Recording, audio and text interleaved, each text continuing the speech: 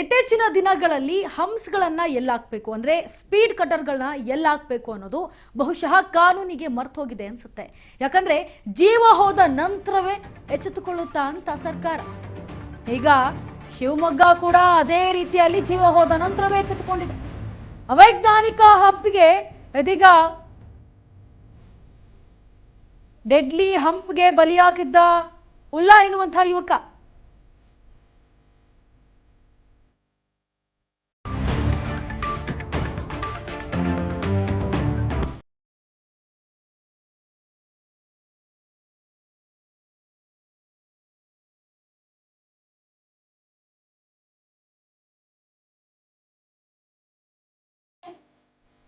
Deadly ಹಂಪ್ಗೆ ಬಲಿಯಾಗಿದ್ದ Ulla ಎನ್ನುವಂತಹ ಯುವಕನ ಪ್ರಾಣ ಬಲಿ ಪಡೆದಿದೆ. ಈಗ ಹಂಪ್ ತೆರವು ಮಾಡಬೇಕು, ಇದು ಕಾರ್ಯಾಚರಣೆ ಮಾಡಬೇಕು, ಜನರ ಪಾಲಿಗೆ ಇದು ಯಮ ಸ್ವರೂಪಿಯಾಗಿದೆ.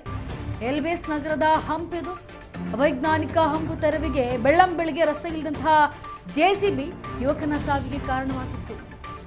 LBC ನಗರದ ಹಂಪ್ ತೆರವು JCB ಮೂಲಕ ಹಂಪನ್ನು ತೆರವುಗೊಳಿಸಿದ್ದಾರೆ ಪಾಲಿಕೆ. ಮುಖ್ಯವಾಗಿ ಗಮನಿಸಬೇಕಾಗಿರೋ ವಿಚಾರ ಅಂತಂದ್ರೆ ಬರೀ LBC ನಗರದಲ್ಲಿ ಮಾತ್ರ ಹಂಪ್ಗಳ ಸುವ್ಯವಸ್ಥೆ ಇಲ್ಲ. ನೀವು ಎಲ್ಲೇ ಹೋದ್ರೂ ಕೂಡ ಬೇಕಾಬಿಟ್ಟಿ ಹಂಪ್ಗಳನ್ನ ಹಾಕಿರ್ತಾರೆ. ಸ್ಪೀಡ್ ಬ್ರೇಕರ್ಗಳನ್ನ ಎಲ್ಲಿ ಹಾಕಬೇಕು ಅಲ್ಲಿ ಹಾಕಬೇಕು. ಅದು ಬಿಟ್ಟು ಇಷ್ಟ ಬಂದ ಹಾಗೆ ಇಷ್ಟ ಬಂದ ರೀತಿಯಲ್ಲಿ ಜನರು ತೆರಿಗೆಯನ್ನ ಕಟ್ತಾರೆ ಅಂತ ಹೇಗೆ ಬೇಕೋ ಹಾಗೆ ಎಲ್ಲ ಬೇಕೋ ಅಲ್ಲಿ ಹಂಪ್ಸ್ಗಳನ್ನ ಹಾಕಬಾರ್ದು.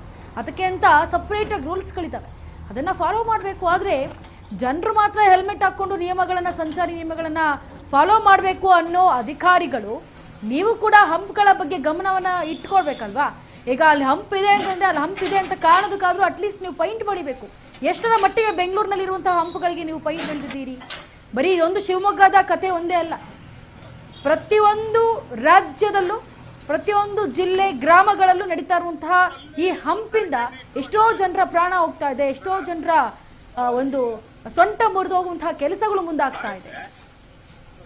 ನೀವು ಎಚ್ಚೆತ್ಕೊಂಡ್ರೆ ಜನರು ಎಚ್ಚೆತ್ಕೊಳ್ತಾರೆ. ಅಧಿಕಾರಿಗಳೇ ಎಚ್ಚೆತ್ಕೊಳ್ದೆ ಸಂಚಾರ ನಿಯಮವನ್ನು ಯಾರೂ ಕೂಡ ಪಾಲಿಸೋದಿಲ್ಲ ಅಂದರೆ ಅದು ಎಷ್ಟರ ಮಟ್ಟಿಗೆ ಸರಿ?